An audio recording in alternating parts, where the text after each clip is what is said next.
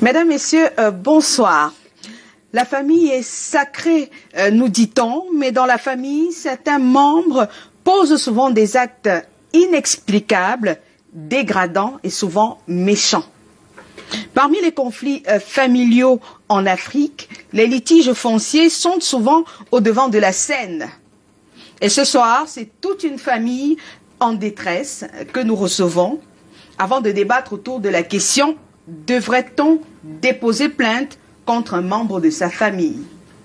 Et avec nous pour en parler ce soir sur ce plateau, Maître Frédéric Kemwe a accepté notre invitation malgré ses multiples occupations. Bonsoir. Merci, bonsoir Aline. C'est moi qui vous remercie d'avoir accepté notre invitation une fois encore. Je sais le plaisir pour moi d'être là encore ce soir pour essayer d'apporter ma contribution à toutes les questions qui seront posées ici, sur le plan juridique ou sur le plan social, en fonction de l'inspiration que j'aurai. Merci encore. Je vous en prie. Et puis, il porte le prénom d'une personne qui a été pape, le pape Jean-Paul. Jean-Paul Vogo, bonjour. Bonsoir. Bonsoir, oui, c'est vrai. Merci d'avoir accepté notre invitation. Vous êtes là ce soir. Et vous n'êtes pas seul. Roi, bonsoir. Bonsoir. Vous portez un prénom exceptionnel, hein, roi. Vous vous comportez comme un roi? Bien sûr. Comment il se comporte un roi? C'est pas un prénom que je ne me suis pas peut-être donné ce nom. C'est le papa qui a choisi. Et je fais ce que je préfère de ce nom. Alors, comment se comporte un roi? Un roi, c'est une personne qui sait rassembler quand même ses petits frères, faire comme le papa a appris. S'il n'est pas là, je dois toujours continuer à faire son travail. C'est pourquoi il m'a donné ce nom. Mais vous n'allez pas venir ici nous dire que vous êtes le successeur, hein? Il est encore vivant. Alors, c'est un grand frère là. Oui, parce que surtout que le grand frère est de l'autre côté et puis il vous écoute. Hein? Alors, le grand frère que nous avons sur le plateau, c'est Gaël. Bonsoir. Bonsoir. Merci d'avoir accepté notre invitation. Merci à vous. Alors, mais pourquoi Gaël, il vous a dit pourquoi est-ce qu'il vous a donné ce prénom Gaël qui des fois peut s'apparenter à un prénom de fille? En fait, c'est pas lui qui me donne ce prénom de Gaël, c'est plutôt maman. Oui. Parce que maman s'attendait à une fille. Oui. Puisqu'à l'époque, à leur époque, ils ne faisaient pas d'échographie. Donc, subitement, quand je suis né, maman elle avait un garçon. Elle a dit, j'avais déjà choisi mon prénom. En fait, ça serait toujours Gaël. Oui, Gaël, version masculin. Ouais. Voilà. Merci d'être là. Et puis, nous avons dans le public des personnes qui réagiront, qui donneront leur avis par rapport à la question, par rapport au thème de ce soir. Devrait-on déposer plainte contre un membre de sa famille? Et puis, à vous, sur la toile, vous tapez tout simplement intime conviction sur votre moteur de recherche, intime conviction au pluriel dans votre moteur de recherche, et vous aurez la possibilité de réagir ou de poster votre commentaire sous la publication qui, elle, a déjà été faite. Place, le décor est donc planté, place au premier témoignage.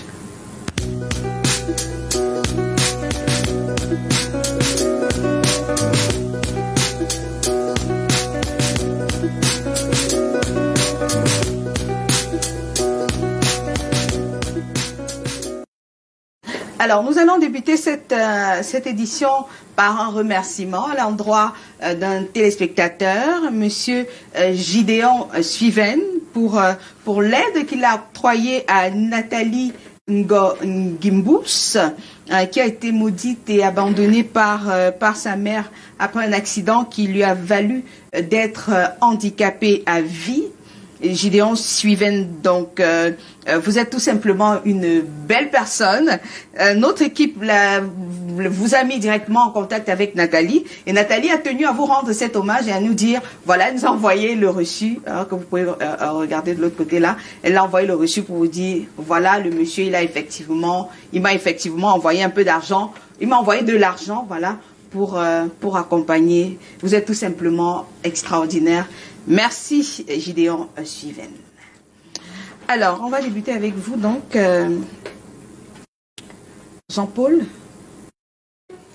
Tout va bien? Non. Rien ne va, madame, rien ne va. Vous avez l'air perdu. Je suis perdu, c'est pas que j'ai l'air perdu. Vous avez quel âge? J'ai 53 ans. Et vous êtes installé du côté de Youpoué? Youpé. Depuis combien de 22 ans.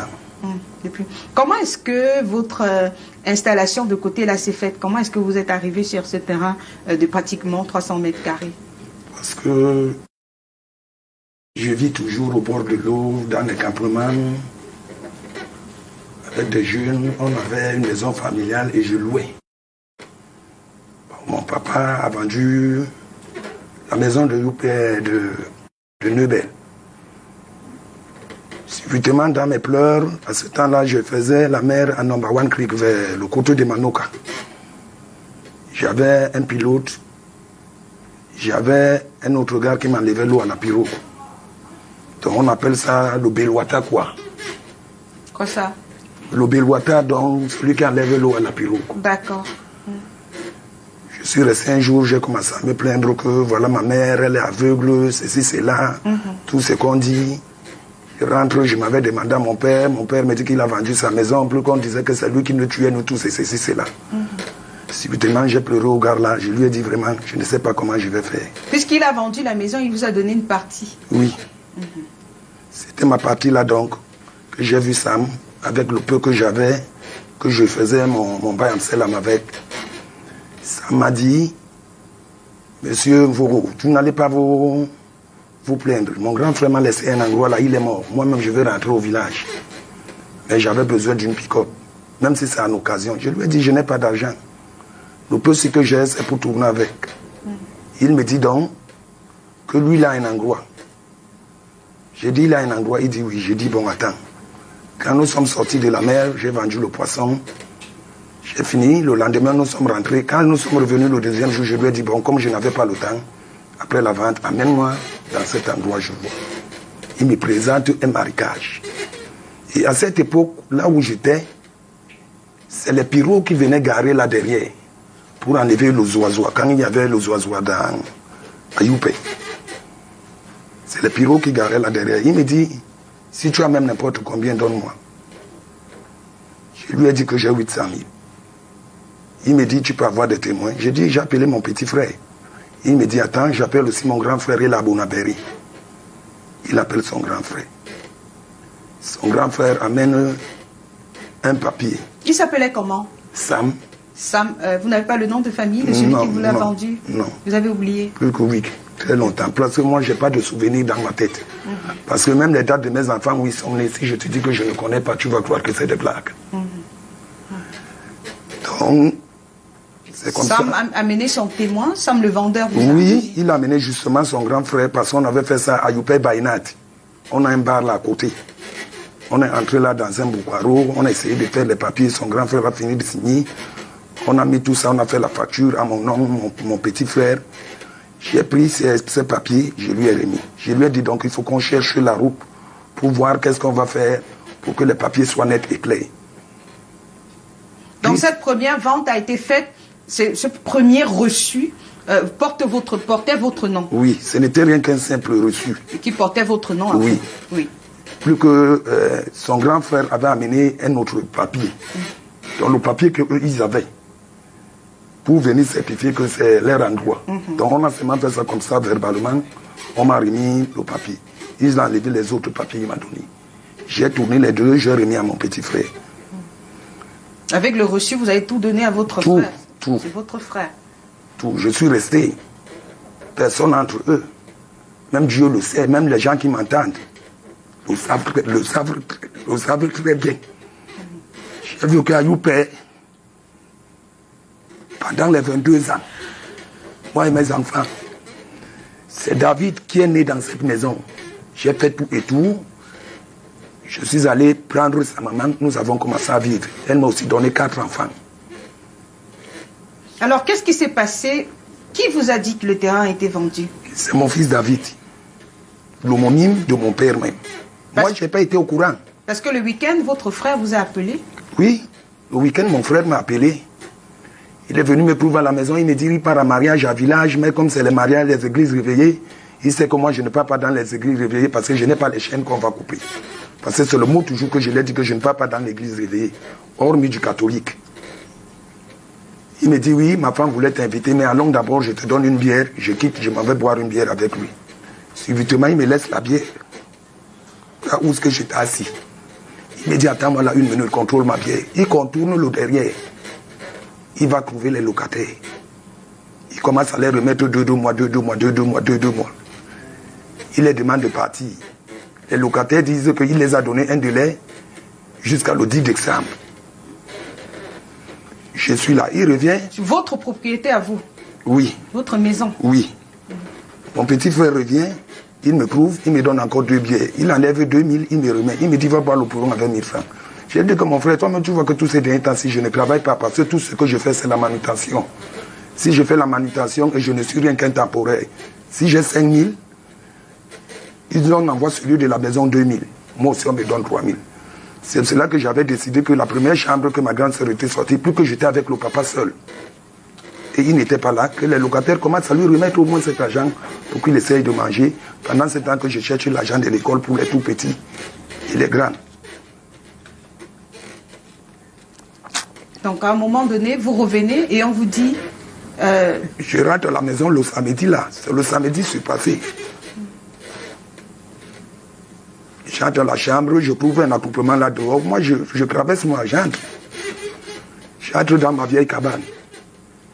Subitement, je vais me déshabiller pour me changer, que je m'en vais dans mes jobs. C'est mon fils, celui que j'ai donné même le nom de mon papa, qui Henri me dit que, mais toi tu es là, tu dors. Je dis que je suis là, je dors comment? Je m'en vais au travail, il me dit non, il y a quelque chose qui se passe. Je lui demande qu'est-ce qui se passe. Il me dit, papa nous a vendu dedans la maison, nous tous. Grand-père nous a vendu dedans la maison, nous tous. Je lui dis, grand-père, il dit oui. Cette histoire n'est pas entrée dans ma tête. Je suis sorti, je lui ai trouvé avec les locataires. Je lui ai posé la question que, papa, est-ce que tu as vendu la maison? Il me dit non. Je parlais ça devant Dieu et les hommes, parce que c'est le Christ est témoin. Il me dit non. Je lui ai reposé la question que, papa, tu as vendu ma maison? Il me dit non. C'est là en voulant me retourner, puis le locataire sort l'argent, 26 000. Il me dit, voilà, on a vendu la maison. Mais ton père est en train de dire que sortez de la maison, on veut construire la maison. Donc ils sont en train de les amadouer. Moi, je suis là, je ne connais rien. Je demande à mon fils que un peu m'appeler Alain. C'est lui le seul maître de la famille. C'est lui qui connaît lire et écrire. Mais moi, je ne sais pas là où je vais mettre mes enfants. Ça va. On a l'avocat. Non, ça va. Il part appeler Alain. Ça va. Quand il revient, je lui pose la question que mes brodas, tu m'as mené... Tu m'as mené à aller boire mon sang et de manger ma chair. Il me dit qu'il y a quoi? Je lui dis donc, vous avez vendu la maison. Il y a donc quoi? Vous vendez ma maison, pourquoi? Il me dit que non, ce n'est pas ta maison, c'est la maison du père. J'ai eu une tension qui est montée, je lui ai donné un coup de tête. En tombant, il est tombé avec le père. Les musulmans là m'ont arrêté. En allant dans la maison que je passe chercher moi la matiette, j'ai trouvé qu'il a porté le père. Il lui a amené à 11. Là où lui, il était parti en mariage chez une femme. Il lui a porté, il l'a amené là-bas. Je regarde le vieux, je dis qu'on l'a amené où il n'est pas là. Je reste, je dis que moi je ne le suis pas, moi je suis dedans la maison. J'attends seulement qu'on vienne seulement me tuer dedans la maison là. Je commence à appeler mes enfants, je les appelle, je leur dis que me voici, je suis mort. Je pars de quartier en quartier, je pleure. Tout le quartier commence à demander que mais c'est pas possible. On pouvait faire ça à tout le monde, mais pas à moi. Tout le marché de Youpa a seulement commencé à crier comme si quelqu'un était mort. Je quitte subitement, je rentre à la maison. Il n'y a pas de nouvelles. Pas de nouvelles. 2 jours après, l'autre, mon petit frère, qu'ils ont monté le coup ensemble, m'appelle, il me dit, tu es où? Je dis, je suis à la maison. Il me dit, grand, moi je suis avec toi. Tu es avec moi comment? Après avoir me tué, il me dit, non, viens. Moi je ne sais pas que lui-même, il est parmi ces gens qui ont fait ces choses-là. Donc c'est lui et son grand frère.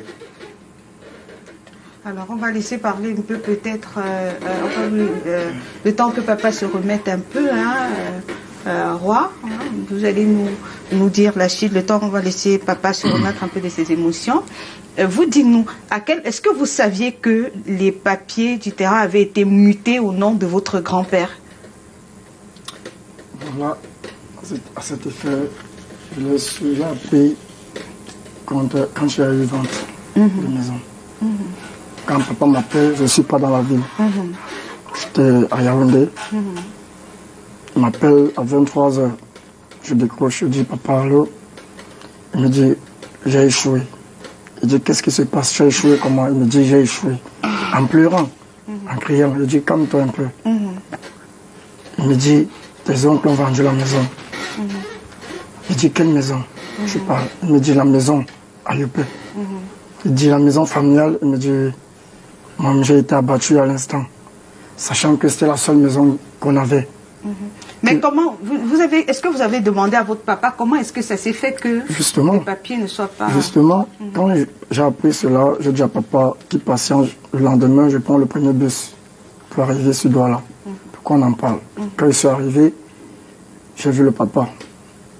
Je lui ai posé la question, est-ce que tu possèdes encore les papiers de la maison? Il me dit non. Il n'a rien. Il dit, comment ça? Il me dit, il avait remis les papiers à son petit frère. Et les papiers qu'il avait remis à son petit frère, c'était son nom qui était écrit sur ces papiers. Mais à la grande surprise, ils ont changé, ils ont refait les papiers avec le nom du papa, du grand-père, qui est mon grand-père. Donc, c'est comme ça que ça s'est passé. Oui. Alors, on prend première réaction de l'avocat que vous êtes. On va d'abord questionner Maître Kemwe. Première réaction face à un cas comme celui-ci. Qu'est-ce que je vais dire? Je suis un peu embarrassé parce que là, c'est une question purement de fait. Déjà, je ne sais pas quelle était la nature des papiers. On parle des papiers là depuis... Papier, il s'agit de quoi? Je vais un reçu uniquement. Non, je veux dire, quand ils disent les papiers de la maison et tout, qui est venu d'abord vous dire qu'on va vous expulser et tout ça, vous avez quel élément entre les mains? Ou alors on a juste crié comme ça et vous vous êtes mis à pleurer en disant, oh, nous sommes finis, on va détruire la maison. Qu'est-ce que la personne qui venait revendiquer un droit, éventuellement, avant que je rentre dans le fond du sujet, oui, qu'est-ce que la personne vous a produit comme élément? Bon, le monsieur en question qui a eu l'acheteur qui a acheté la maison. Je ne sais pas comment il a fait pour avoir d'abord mon numéro, sachant que j'étais le fils de mon papa que vous voyez là. Il m'appelle, il me dit, je veux te voir. Je dis, c'est qui? Il me dit, c'est l'acheteur. Je n'ai pas un rendez-vous avec lui. Il vient, on essaie de parler. Il me dit, il a les papiers, qu'on ne peut rien faire sur ce terrain. Je dis, comment ça? Appelle les gens qui t'ont vendu le terrain, ils ressortent ces papiers et qu'ils nous remettent aussi le reçu de la première vente. C'est à ce moment-là qui me fait comprendre qu'il y a eu le chef du quartier qui a signé, il y a le témoin, ils sont allés, les gens ont mangé, le quartier a mangé, tout le monde sait qu'on a vendu la maison. Donc on n'a pas parole parce que bon. Et il vous a montré ces papiers? Non, dans la voiture, il m'a sorti un bout de papier dans la voiture. Oui. Il m'a même pas laissé le temps de lire le papier.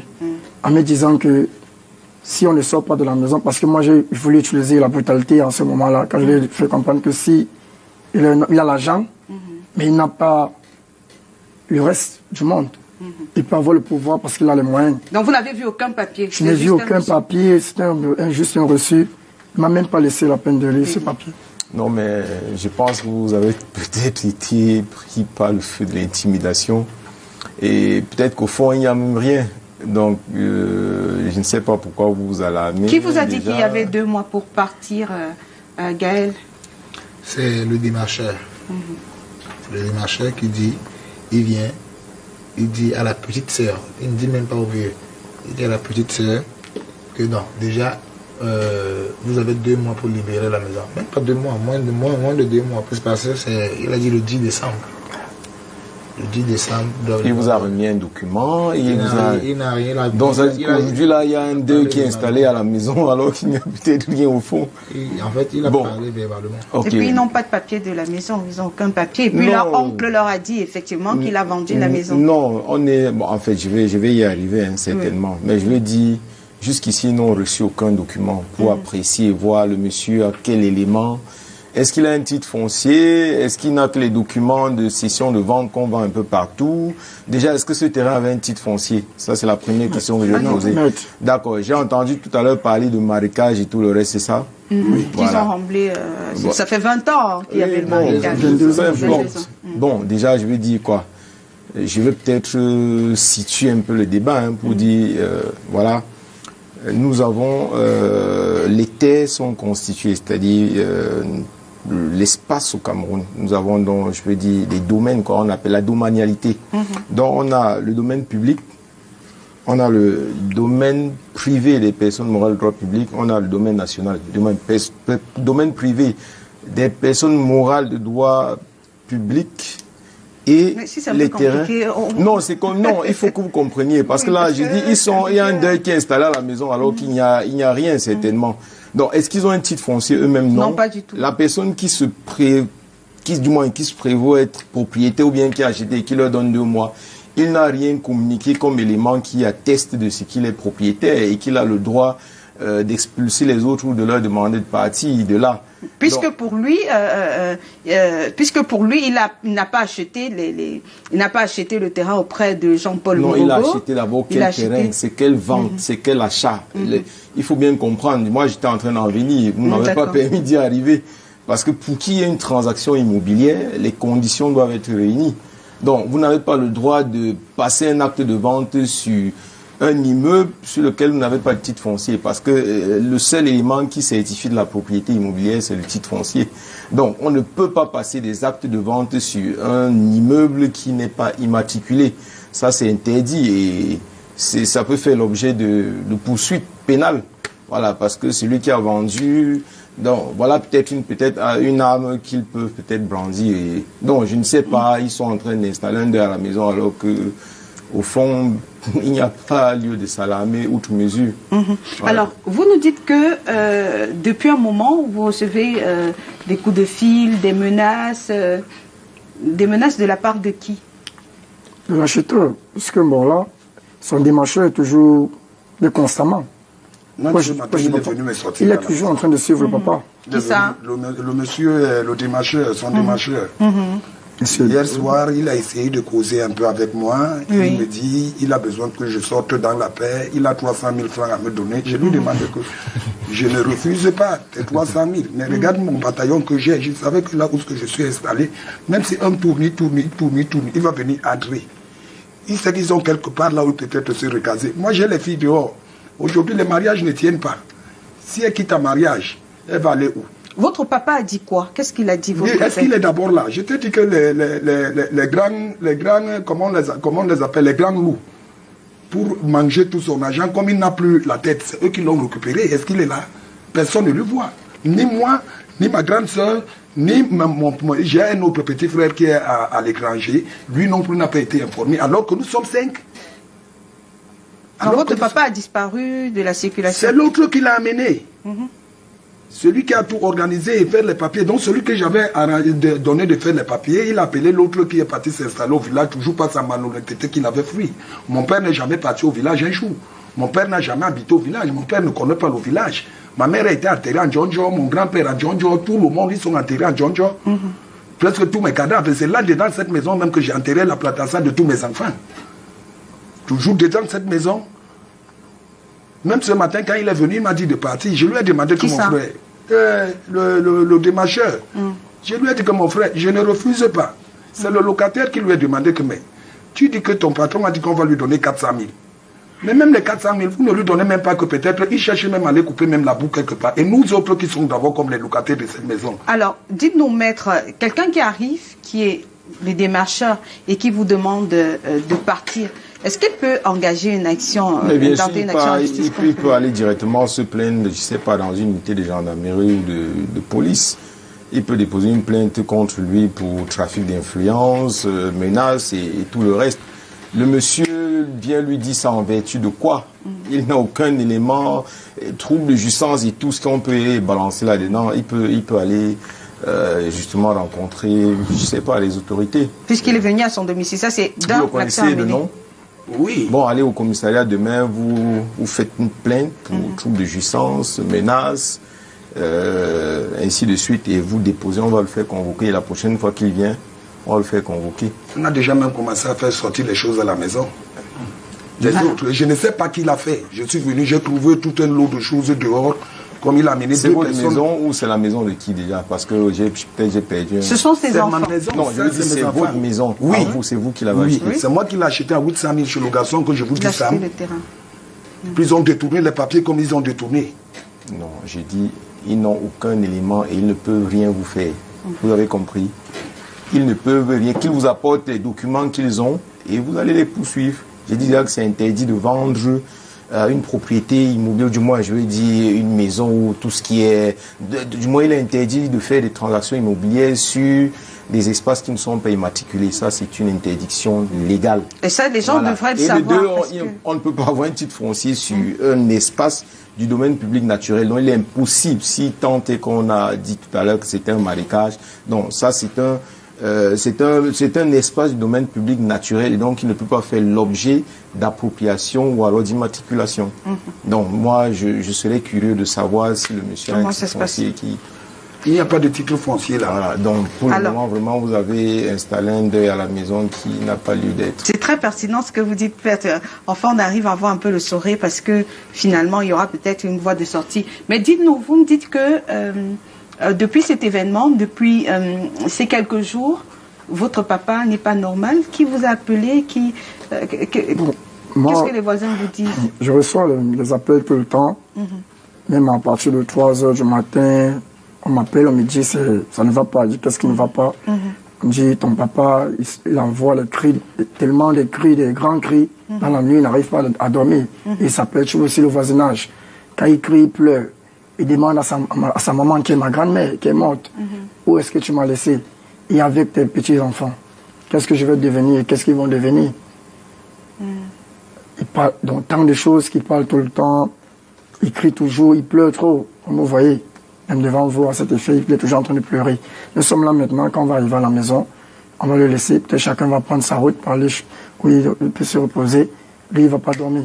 Non, mais s'il le fait, ça veut dire qu'il il ne veut pas comprendre ce qu'on lui dit. Je lui ai dit demain matin qu'il parte soit à la gendarmerie, soit, je ne sais pas trop, Justement, à la mais- police judiciaire ou n'importe où, il se plaint. Le problème, Mais je ne vous c'est coupe- c'est mais parce je ne vous qu'ils coupe savent pas. que je n'ai pas de moyens.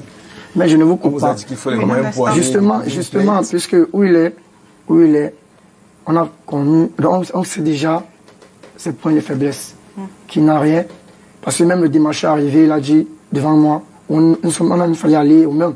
Quand il me dit, le grand-père a dit au commissariat où ils sont allés signer les papiers, c'est pas où, même à la chefferie, que bon, il ne voulait pas donner assez de, comment je peux dire, Détails. des détails, quoi. Que le grand-père a demandé que le même jour où ils ont signé les papiers Ils ne pour vous la vente de la feront maison, il fallait qu'on rien. libère, Ils ne qu'on vont fasse sortir rien mon papa vous de la faire. maison. Demandez-leur de vous et le apporter locataire. les papiers qu'ils ont.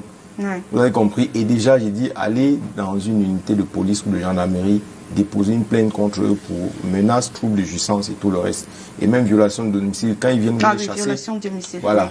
Quand ils viennent là, vous les chassez. S'ils S'ils restent là, insistent, s'ils insistent, vous déposez une plainte, on va les convoquer, on va leur demander où sont leurs papiers et tout le reste. Et là, à partir de ce moment, donc, n'ayez pas peur, on n'a pas besoin d'argent pour aller rencontrer les autorités. Hein. Vous avez le sous-préfet qui est là, vous avez la police, la gendarmerie et tout le reste. Donc ne restez pas là, vous résigner en disant non. Si vous voulez, on vous a fera des personne. recommandations parce que j'ai un peu l'impression que ce serait plus rassurant pour vous d'avoir des recommandations pour vous rendre à la police ou à la gendarmerie. Oui, justement. Vous voulez être encadré. Justement. Parce que là, nous ne sommes pas en sécurité. Nous ne sommes pas en sécurité parce que où le papa est là, on va rentrer maintenant. D'autres gens vont venir encore lui parler des trucs qui vont entrer là, qui changent d'avis. C'est pas bon. Et peut-être aujourd'hui, nous allons aller à la gendarmerie, bien beau. Mais vous savez comment nous sommes ici. C'est le pays. On n'a personne.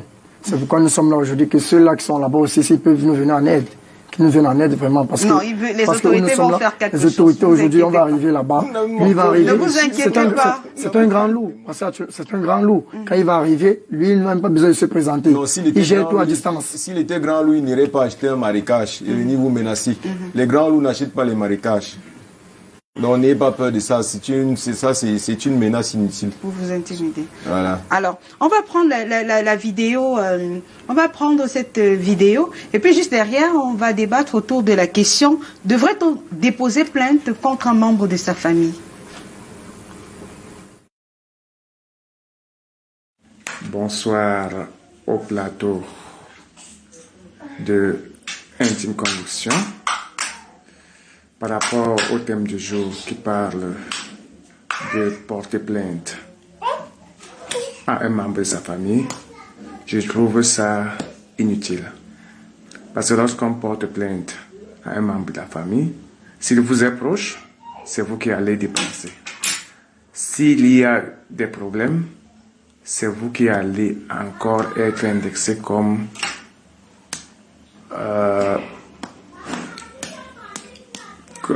vous allez être indexé en fait comme celui qui a causé tout dans sa famille. Alors le préalable, c'est que il faudrait que si vous avez un problème, il faut d'abord que vous fassiez, vous consultez les membres de la famille des génies, et puis, ou bien, si le tribunal coutumier s'il y en a, c'est après ce tribunal coutumier que vous pouvez consulter maintenant la justice conventionnelle au cas où c'est une personnalité qui dérange.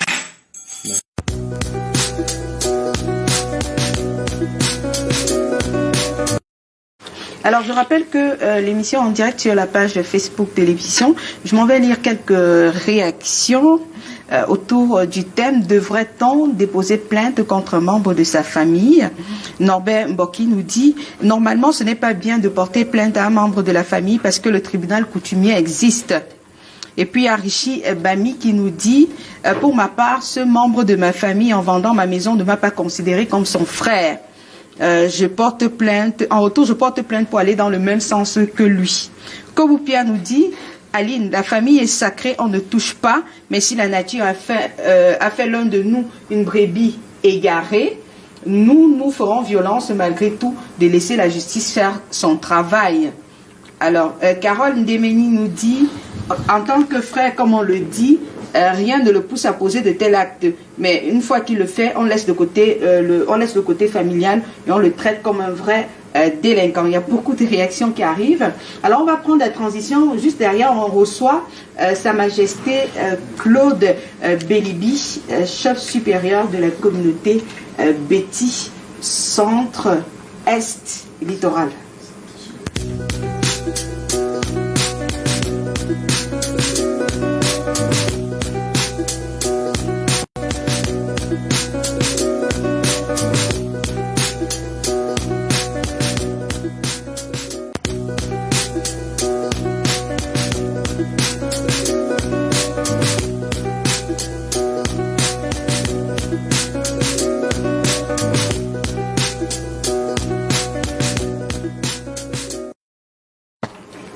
Alors, donc je vous disais tantôt, on va débattre autour de la question, devrait-on déposer plainte contre un membre de sa famille? On a Sa Majesté Claude Bélibi qui nous a rejoint sur ce plateau. Sa Majesté, bonsoir. Bonsoir. Merci, malgré vos nombreuses occupations, d'avoir déféré à cette invitation. Alors, nous recevons donc sur ce plateau, pour vous briefer un peu, Jean-Paul Mvogo, qui subit des menaces depuis quelques jours de la part de ses frères cadets et de son papa, qui ont vendu le terrain qu'il a acheté. Il n'est pas allé à l'école.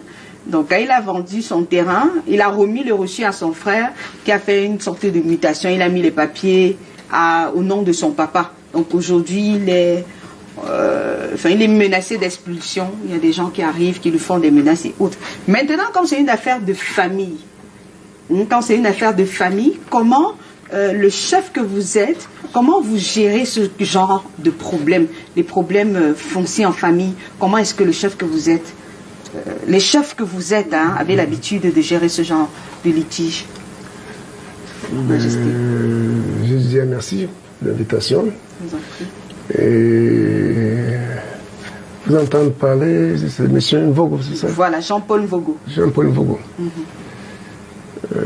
Nous sommes bantous, et forcément dit, quand on amène une histoire pareille devant la chefferie, la règle d'abord de la chefferie, c'est d'abord remettre la paix au sein de la famille. d'abord, en premier lieu. Quand il a vendu déjà le terrain. D'abord, bien que le terrain soit vendu, non, ça peut finir à coup de machette aussi. Donc, Ah oui, hein. d'abord, remettre la paix et savoir à qui on peut donner tort ou raison. C'est le tribunal coutumier et traditionnel. La tradition n'oblige pas à la menace ou à aller porter plainte au niveau de l'administration. Quand le terrain a déjà été vendu, c'est un tort. Maintenant, nous devons fouiller traditionnellement avec l'accord des deux parties de la famille, donc Vogo et ses frères qui ont vendu, connaître d'abord le départ de l'histoire. Parce que sûrement quelqu'un vous dira que dans la famille, non, il n'a jamais rien donné, il n'a jamais reçu, ça n'a jamais été comme ça. L'autre va vous dire que non, c'est à moi. On n'a pas de témoin. Le seul témoin, c'est lui-même qui se réclame de son droit. Oui. Mais comment le chef que vous êtes arrivé donc à établir la vérité? Parce que souvent dans les villages, vous avez la possibilité, hein, nous apportons sur le plan irrationnel, de savoir la vérité. Traditionnellement parlant, nous y arrivons toujours à découvrir la vérité parce que le chef n'est pas seul. Il a assisté des grands notables et des personnes qui sont aptes traditionnellement à voir, regarder un Vogo dans les yeux et comprendre si Vogo dit la vérité ou pas. Si les autres à côté racontent des histoires ou la vérité également. Mais seulement, s'ils savaient que Vogo a raison, là, la tradition s'applique sur eux qui ont commis la bêtise. Et comment est-ce que, quel est le rite que vous allez, quel est le rite qui va être pratiqué pour mettre la vérité en lumière? Est-ce que c'est le sigu? Je pense qu'on appelle ça le sigu, on va le faire boire pour... Non, comment est-ce que ça se passe? Non, ça se passe pas en un jour. On va devoir peut-être dire aussi à Vogo, aux autres de revenir dans une semaine, dans 2 semaines, le temps que la cour statue et étudie, pour voir où est la vérité. C'est pas en un jour. Mais cependant, on prendra normalement soin d'écouter les deux coins. Donc je dis encore, jusqu'à preuve de contraire, le seul témoin, c'est le plaignant. Il n'y a pas de témoin en face, il dit que oui, j'étais présent quand Vogo a donné cet argent ou c'est reçu. Non, bon, maintenant il n'est pas allé à l'école, je ne sais pas s'il va pouvoir savoir ou s'il a même des traces. C'était quand même il y a 22 ans, c'était encore comme marécage. Le nom même du vendeur, il ne s'en souvient plus. Sam. C'est Sam. C'est Sam. Si Sam nous regarde ce soir, peut-être on appelle à témoin, hein, vous pouvez nous faire signe sur la page Facebook de l'émission. Si vous reconnaissez avoir vendu une parcelle de terrain à Jean-Paul Vogoyi à 22 ans, ce serait important pour rétablir la vérité. Et moi, je m'en vais demander à Maître, vous êtes avocat, mais vous êtes aussi un homme. Dites-nous, est-ce qu'on devrait déposer plainte contre un membre de sa famille? Vous avez des clients qui arrivent pour déposer plainte contre un membre de leur famille? Bon, sur le plan juridique, il n'y a que quelques cas exceptionnels où la loi dit pour certaines infractions, l'action pénale n'est pas recevable. Mais en dehors de ces cas où parfois même ce sont des actions peut-être attitrées. Donc on a des cas où l'action pénale n'est pas recevable. Lesquels? On ne peut pas. Or, par exemple, le vol entre un père et son enfant, par exemple, on exclut les cas de vol, ça c'est un cas. Donc si je prends la sauce de papa, il ne peut pas déposer plainte contre moi. Disons que non, il ne peut pas déposer. En fait, il n'y a pas d'action pénale. Ah d'accord. Mais ça ne veut pas dire qu'il a volé. Il a volé, mais la loi dit qu'on ne peut pas ouvrir, du moins on ne peut pas engager une action, on ne peut pas mettre en mouvement l'action publique dans ce cas. Donc ça c'est un cas particulier. Mais au-delà des cas qui sont limitativement prévus par la loi, je ne vois pas qu'est-ce qui empêcherait qu'on dépose une plainte contre un membre de famille. Juridiquement, s'il y a infraction, on poursuit l'auteur de l'infraction. On établit sa culpabilité et on le condamne. Et vous en recevez des gens qui... Oui, bien sûr, pourquoi pas. Si vous avez quelqu'un qui tranche la main de son frère, on ne va pas lui dire que c'est parce qu'il est son frère ou on va pas le laisser là. Là, c'est une infraction. On va, si vous ne le faites pas, le ministère public a le droit de le faire. Non, ça dépend. Non, le ministère public peut se saisir. Ou s'il y a une dénonciation, le ministère public ouvre. Donc, je veux dire, juridiquement, en dehors des cas, comme j'ai bien dit. Et pour les cas d'escroquerie? c'est pareil, c'est-à-dire que les cas d'escroquerie entre père et enfant, mais pour le reste, entre frères, entre des collatéraux, il n'y a rien qui interdit qu'on engage une action pénale. Donc... Vous avez dit aussi qu'entre époux, on ne peut pas déposer plainte contre mari et femme, je pense qu'il y a également une infraction. Mais, par exemple, en matière d'adultère, bon, il n'y a que le conjoint. Ça sont des cas d'action attitrée. Il n'y a que le conjoint, par exemple, qui peut déposer une plainte. Donc, je veux dire, la loi prévoit des cas comme cela. Mais en dehors des cas qui sont prévus par la loi, dès lors qu'il y a un fait qui est constitutif d'infraction, on peut mettre en œuvre l'action publique. D'accord. On va encore une fois de plus faire appel à Sa Majesté. Dites-nous, le chef que vous êtes, hein, je veux dire que il y a la modernité, c'est vrai, mais vous gardez encore, vous êtes le gardien des valeurs traditionnelles. Oui. Est-ce qu'on dépose plainte contre son frère de sang? C'est le chef qui répond. Je venais tantôt vous dire que déposer plainte, mais d'une façon ou d'une autre, traditionnellement, M. Mvogopa arrive à la chefferie, il dit bon, Majesté, voilà mon souci. Mais aller à l'encontre de déposer une plainte en tant que dite, non, nous ne jouons pas ce rôle-là particulièrement. Non, je veux dire que, est-ce que vous, le chef que vous êtes, admettez que dans votre communauté, des familles aillent en justice? Non. Pour, non. C'est pourquoi tout au début, je vous ai dit que le chef ramène le calme d'abord dans la situation, bien qu'il y ait un mal qui est fait. Hein? Parce que les personnes qui arrivent sont tous tensionnées d'ailleurs du premier coup. Mais si vous entrez dans leur action en même temps, en se dirigeant vers la plainte judiciaire, administrative, vous n'arrangez rien. Vous n'arrivez pas à avoir aussi la vérité là-dessus.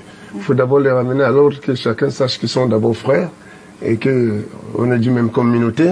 Et maintenant, il n'y a pas avocat à côté ou gendarme à côté ou le président du tribunal à côté. Il y a une cour coutumière traditionnelle qui a aussi la même force, mais pas des moteurs de plus traditionnels. Hein. Donc, on n'accepterait jamais qu'un Vogolaï, malgré la peine qu'il ressent, on n'accepterait jamais qu'un Vogo amène les siens devant un tribunal judiciaire. C'est bien que vous soyez là, Majesté. Je pense que c'est la même communauté. Vous êtes de la communauté Betty, en partie. Oui, je suis un étoune. Il doit même connaître mon père très bien. Ça veut dire que... Oui. Ah, d'accord. Parce que tous sont grandis à Neubel. C'est votre chef. C'est notre chef. Donc, avant que papa ne vende la maison de Neubel, c'est le petit frère de Bessala Joseph. Ok. Donc, Sa Majesté, vous allez pouvoir... Parce que tout à l'heure... papa Jean-Paul Mvogo et ses enfants disaient que ils ne savent pas vers où aller parce que ils se disent, bien que ce n'est pas tout le monde qui soit comme ça, toutes les administrations qui soient comme ça, ils se disent qu'on va leur demander de l'argent, s'il faut aller déposer plainte, et que c'est parce qu'ils sont pauvres et illettrés que leur oncle s'est comporté de la sorte. Donc peut-être vous allez après l'émission leur donner un rendez-vous formel. Puisque je suis, vous me prenez des cours, je ne peux pas dire non, puisque directement ça me concerne. Tout ce qui concerne le Homme Betty, Centre Sud-Est, je suis impliqué directement. Exactement. Je connais la famille, à partir du moment où il me donne le nom qu'il me donne, je connais la famille. Mais je reviens encore à l'histoire qui a depuis 22 ans. La seule et grosse bêtise qu'il y a là-dedans, c'est qu'il n'y a pas de témoin. Le seul témoin, c'est le sieur Mvogo lui-même. Et son frère. Et son frère qui a payé, qui a transgressé les dossiers. C'est ce que vous m'avez dit. Exactement. Oui. On était quatre. Oui. Il y avait qui? Il y avait lui et moi et le garçon en question qui m'avait amené, qui avait fait appel à son grand frère à Bonapéry. Son grand frère s'appelait comment? Son grand frère, je n'ai pas su son nom. Je n'ai pas une mémoire qui garde. Donc on était là, on essayait de faire les papiers comme on avait fait. Donc il a fait justement fait un reçu. Vous ne savez pas écrire, vous ne savez même pas? Non. Mais vous avez ces reçus ou c'est votre frère qui l'a reçu? C'est à mon frère que j'avais confié tout ça. Et lui, il a fait des études alors, votre frère? Oui. Ok. Donc il a conçu, c'était ça que vous dites c'est le vôtre, il a construit dessus. S'il a construit dessus, c'est Mvogo Jean-Paul qui a construit et qui vit là-bas. Et qui vit en remblant le terrain pendant 22 ans, que je vous dis. Après peut-être, après 10 ou 14 ans, Non, 10 ou 12 ans que je suis venu récupérer le père après la mort de la femme de son frère qui vivait ensemble. Je lui ai ramené à Youpé. Tous ses enfants, s'ils étaient déjà nés, ils n'étaient pas là. Ok. Et ton frère, il vit où? Il est parti habiter chez une femme à 11. Voilà. Alors, je vais vous poser la question à vous, Roi. Dites-nous, est-ce que vous avez appelé votre oncle? Est-ce que c'est quand même votre oncle? Est-ce que vous l'avez appelé? Oui. Bon, du moment où j'ai su le faire, Vous lui avez dit quoi? j'ai essayé d'appeler mes 2 oncles, en fait. Ah, ils sont deux qui ont vendu le terrain. Ils sont deux qui ont fait la transaction de la vente. Quand j'appelle, on décroche, on me dit, bon, je vais te voir après, je suis occupé. Je cherche à te voir depuis, mais tu sais, ce qui se passe là, c'est parce que ton père est bête. Il est bête, il ne veut rien comprendre. Il faut qu'il se calme, il mette dans sa tête que le grand-père a vendu la maison. C'est comme ça. C'est ce qu'il me répond au téléphone. Il me raccroche, j'appelle l'autre aussi, lui il me dit, il est à Yaoundé. Je fais comment pour te voir, il me dit, viens à Yaoundé. Après 15 à 20 minutes, il passe sur la moto devant moi. Moi, je suis peut-être éloigné. Il passe sur la moto avec une femme sur la moto. Il fait sa fête comme il peut parce qu'il a l'argent. Je l'appelle encore, il décroche, il me dit, je suis à Yaoundé. Tu es à Yaoundé? Je dis non. Quand tu viens à Yaoundé, je vais te recevoir. Ne te dérange pas. Ton transport ne souffre pas. C'est ce qu'il me dit. Voilà.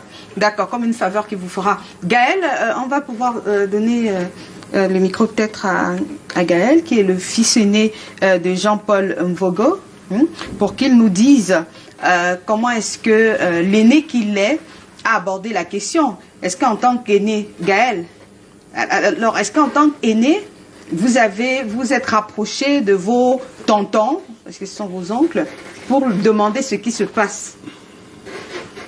Bon, déjà, moi, avec mes oncles, depuis fort temps, on s'entend pas. Pourquoi? On s'entend pas avec eux parce que ils ont toujours pris mon papa comme un fou. Ils le prennent toujours comme un fou. On ne le considère pas. Quand ils prennent leurs décisions, même dans dans leur truc de famille, là, on ne le considère jamais. On le prend, il est le dernier à être au courant de tout ce qu'ils veulent faire. Il a toujours été le dernier. Donc moi, je ne les ai jamais considérés. Donc, du coup, quand papa m'a dit qu'on a vendu la maison, je n'ai jamais essayé d'appeler un de mes oncles, parce que je sais que s'il me dit qu'ils ont vendu, déjà, je sais qu'il ne peut pas me mentir. Je sais que papa ne peut pas me mentir. Et tel que je connais mes oncles, je sais qu'ils sont capables de tout.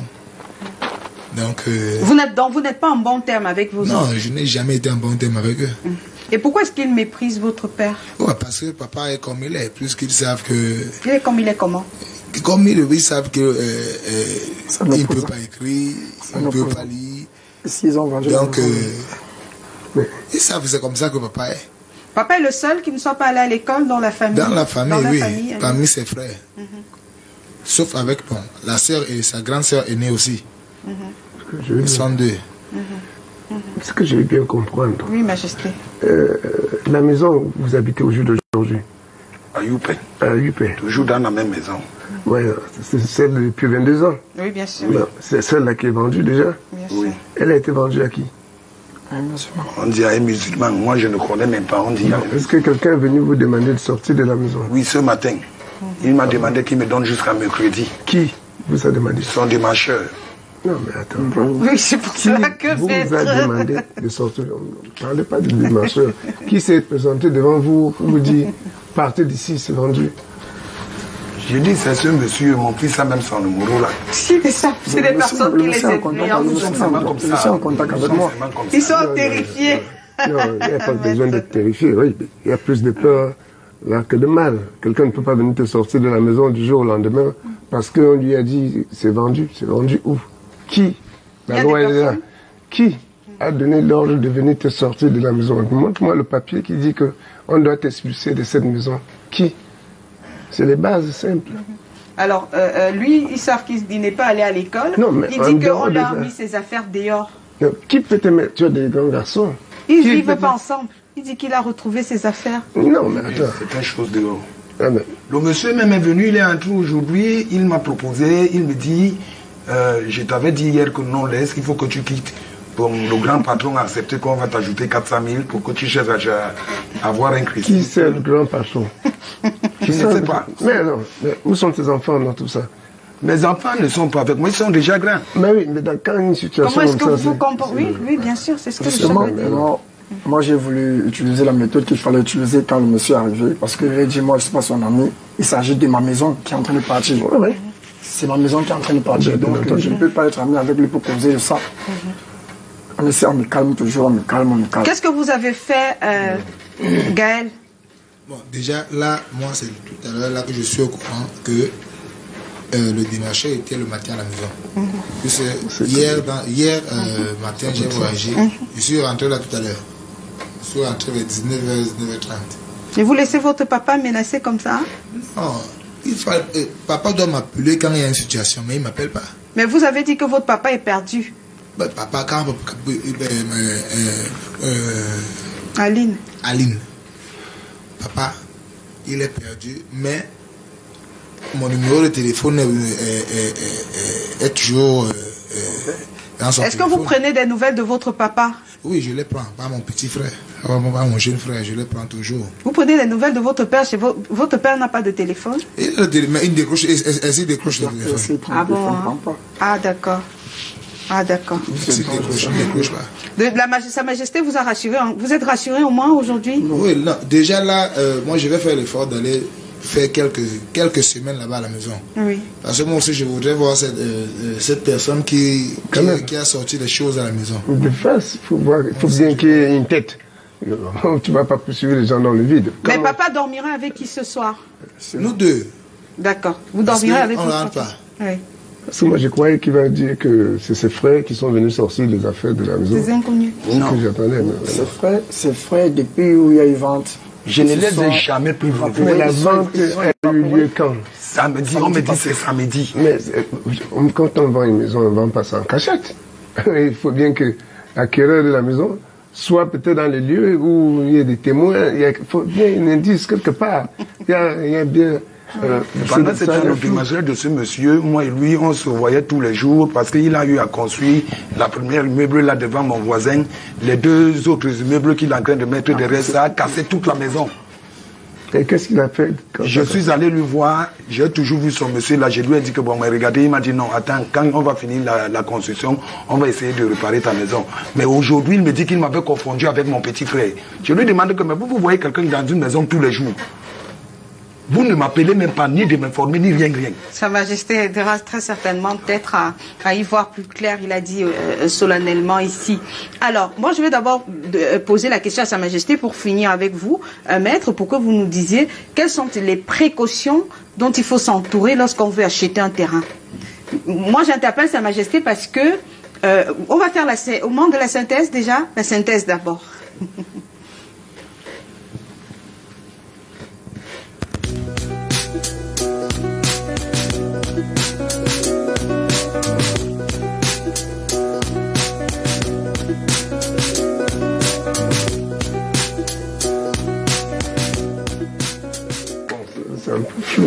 Alors, je débute d'abord avec vous, Majesté. Dites-nous, puisque lorsqu'on vient pour acheter le terrain, on nous dit souvent qu'il faut aller voir le chef. Oui. Quelles sont les précautions à votre niveau dont il faut s'entourer pour lorsqu'on veut acheter un terrain? Il faut d'abord savoir quel chef il faut venir voir. Il y a le chef du quartier, et moi je suis le chef traditionnel. Donc, nul n'oblige aux gens de venir voir le chef traditionnel.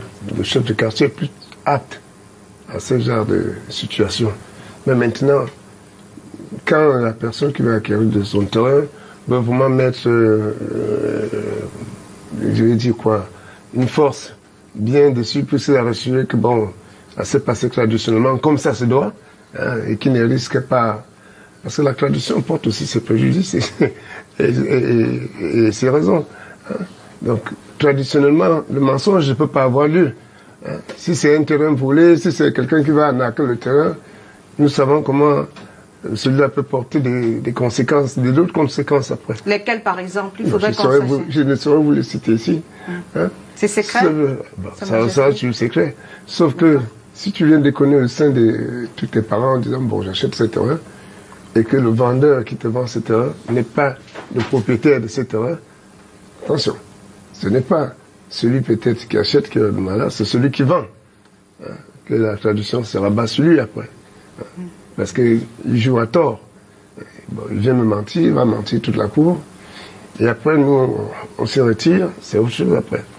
Donc maintenant, si ça va dans la raison, comme il se plaint, puisque c'est un cas qui m'interpelle vraiment très bien, je vois des grands garçons, je vois le monsieur, que je connais d'ailleurs de vue, aussi bien que celui-là, l'image me revient. Ça m'étonne. Pourquoi depuis 7 ans, avant d'arriver à Canal 2, il aurait quand même fait l'effort d'arriver à la chefferie et se plaindre. Il ne sait pas, Sa Majesté, il ne sait pas comment... C'est bien beau d'être devant vous. Qu'est-ce qui s'est passé? Oui. Non, j'étais parti à la chefferie. J'étais parti à la chefferie, plus que le monsieur, eux tous, et le chef au quartier, ils n'ont pas voulu que je puisse être informé. Comme vous avez compris, comme mes enfants sont en train de dire. Donc vous êtes allé voir le chef du quartier? Oui. Donc il ne voulait pas que je sois d'abord informé. Quand je suis allé le voir, il me dit, ah, je suis même en train de sortir, faire une requête là-bas, c'est 10 000 francs, tu déposes ça là-bas. C'est tout ce qu'il m'a dit. Et je ne savais plus, j'étais déjà perdu. D'accord. Vous comprenez? Vous avez eu la chance que Sa Majesté est là et que, officiellement, il va prendre le cas en main. Alors, maître, quelles sont les précautions dont il faut s'entourer lorsqu'on veut acquérir un terrain? Bon, déjà, vous nous avez dit, beaucoup n'avaient pas cette information, que quand le terrain n'est pas titré, il ne doit pas être vendu. Il y a beaucoup de terrains qui sont vendus. Oui, bon, mais maintenant, on le vend en marge de la loi. C'est-à-dire que si on viole la loi, bon, voilà, parfois on va on va subir les conséquences du défaut de respect de la loi. Mais pour ce qui est des transactions immobilières, donc, il est interdit donc de passer les transactions immobilières sur des espaces ou sur des immeubles non immatriculés. Donc, ça, c'est ce que j'avais déjà dit, il faut le savoir. Donc, généralement, les gens le font avec des certificats de vente et tout le reste. Donc, si un terrain n'est pas immatriculé, la première chose à faire, c'est de le faire immatriculer. Je veux dire, un immeuble, quoi. Donc, et là, maintenant, ça, c'est toute une autre procédure parce que vous aurez l'immatriculation directe, c'est-à-dire qu'on appelle ça les espaces du domaine national. Donc, on a 2 catégories. Il y a domaine national, première catégorie, deuxième catégorie. Première catégorie, ce sont les terres qui font l'objet d'exploitation ou d'occupation. Donc, ça veut dire que vous êtes sur une terre comme lui, et justement, il fallait donc justement le dire depuis, lui, il est sur un espace du domaine national qui ne peut pas faire l'objet de vente. Tant qu'on n'a pas procédé à l'immatriculation, et il a dit, si c'est un espace du domaine public naturel, ça ne peut pas faire l'objet d'appropriation par titre foncier, c'est-à-dire on ne peut pas établir un titre foncier dessus. Donc maintenant, si ça répond aux critères d'immatriculation, on aura 2 hypothèses. Terrain, du moins espace du domaine national de première catégorie, donc exploité ou occupé par des gens. Dans ce cas, il faut l'avoir occupé ou l'exploiter avant le 5 août 1974 pour introduire une demande d'immatriculation dessus. D'accord. Alors, est-ce que ça, c'est l'un des cas. Bon, 30 secondes ne vont pas suffire pour gérer ça. Si vous voulez que les téléspectateurs... Donc, deuxième catégorie, c'est-à-dire que les terres qui sont libres de toute exploitation ou occupation, la procédure, c'est la concession. Donc, on a 2 étapes, la concession provisoire et la concession définitive pour obtenir un titre foncier dessus. Bon, maintenant, je vous fais l'économie de tout ce qui... Mais parce que quand on leur demande souvent, on dit qu'il faut le titre foncier, il faut le certificat de propriété. Non, c'est pour ça que j'ai dit, c'est ce que je viens de dire, c'est pour les terres qui n'ont pas encore fait l'objet d'immatriculation. Maintenant, si un immeuble a fait l'objet d'immatriculation, la transaction ne peut se faire que par devant notaire. Donc cette fois, c'est-à-dire que si dans son cas aujourd'hui, il était dans un espace, il était sur un espace qui est éligible à immatriculation et qu'il obtient son titre foncier, on va lui établir un titre foncier au nom de Vogo. Alors là, à ce moment, il pourra le vendre à qui il veut, mais sauf que la transaction va se faire par devant notaire. Parce que l'obligation légale en la matière, c'est quoi? C'est que tout acte constitutif translatif ou estime du droit de propriété immobilière doit se faire à peine de nullité par acte notarié. Donc, si c'est pas... Non, c'est-à-dire qu'il faut le faire par devant notaire pour 10 cents. Donc, c'est-à-dire que si vous voulez vendre un terrain qui est immatriculé, Vous allez donc chez un notaire qui va certainement entourer, ou bien vous rencontrez un avocat. Si vous n'avez pas des connaissances en droit, vous pouvez rencontrer un avocat, vous pouvez rencontrer un notaire, ou je ne sais pas trop. Les gens va vous indiquer quelle est la conduite à tenir, quoi. Alors j'ai échangé avec Maître Alima avant, qui est notaire, et qui disait que les gens ont des fois peur. Maître Lima. Oui, ils se disent que c'est cher. C'est cher de consulter un notaire ou un avocat. Et puis elle disait que aller se renseigner auprès d'un notaire, ça ne coûte rien, ça ne coûte. Enfin, il ne vous demandera pas de l'argent pour vous donner des renseignements. C'est ce que Maître Lima m'a dit. Oui, c'est vrai. En plus, vous voyez, depuis, je suis un peu embarrassé parce que depuis que je lui demande d'aller à la gendarmerie ou comme ça, il ne fait que pleurnicher. Et demain, il va dire qu'on a mis ces choses dehors. Bon, magistrat est arrivé, on ne s'est même pas concerté. Là, il a la même attitude. Donc, vous voyez, les enfants sont grands. J'ai l'impression qu'ils n'arrivent pas à comprendre que les autorités sont là pour nous. Donc, ce n'est pas une question d'argent, ce n'est pas une question d'aller rencontrer un policier dans un poste où lui dit voilà la situation que je vis chez moi, qu'est-ce que je peux faire? Vraiment, c'est la moindre des choses, il va vous aider. Majesté va les encadrer de toutes les façons parce qu'il veut des recommandations. Majesté, pour les familles, pour sortir, qui vivent des conflits en ce moment, qui sont à couteau tiré, qu'est-ce que le chef traditionnel que vous êtes leur dirait? Je dirais tout simplement que les périodes sont difficiles au jour d'aujourd'hui et qu'il ne faut pas se laisser emporter par la nervosité. Beaucoup de familles traversent des situations difficiles. Il ne faut pas se voiler la face. Les couples aussi. Mais ils ont besoin qu'on les ramène souvent à la raison. Des fois, c'est des malentendus. Des fois, c'est question d'un couple, le mari ne veut plus la femme parce que, voilà, il s'est trouvé une autre femme dehors, etc. Des fois, c'est la femme qui dit que le mari, etc., etc. Des fois, c'est les enfants qui ne donnent pas du respect aux parents et que ça part vraiment en couille. Donc, on les ramène gentiment à la raison. Et cherchez vos chefs traditionnels, ça c'est important. Parce que quand ça ne va pas dans la famille, courez vers le chef traditionnel et ensuite, vous pourrez, si ça ne va pas bien. Je tombe de nu. Voilà. Là, j'entends toute cette histoire. Ça va se résoudre. De toutes les façons, on est optimiste. Hein, vous nous avez redonné le sourire, maître. Parce que moi, à l'entame, je me disais que c'est mort. Mais là, vraiment, vous nous avez donné le sourire. Je pense qu'ils sont confiants dorénavant, Gaël et Roy. C'est même moi, j'ai peur. Non, ça va aller. J'ai peur qu'ils peuvent venir me tuer dans la nuit parce qu'ils sont en train de me sortir même de force. Sans aucun papier qu'on me présente, rien, je ne connais pas, rien, je n'ai vu, je ne sais même pas là où je vais pas. Surtout un dernier conseil parce que je vois son fils avec des muscles là, il ne faut pas aller bagarrer, il faut prendre la machette. Allez rencontrer le commissaire de votre coin, vous lui posez le problème, il va vous aider. Oui, il est là pour vous, aller rencontrer le sous-préfet. Et ils ne vous feront rien dans la nuit de façon mystique parce qu'il a peur que de façon mystique on l'attaque. Ça va aller. Merci d'avoir été des nôtres. Hein. On va se retrouver lundi prochain quand il sera 21h30 pour une autre édition. Bonsoir.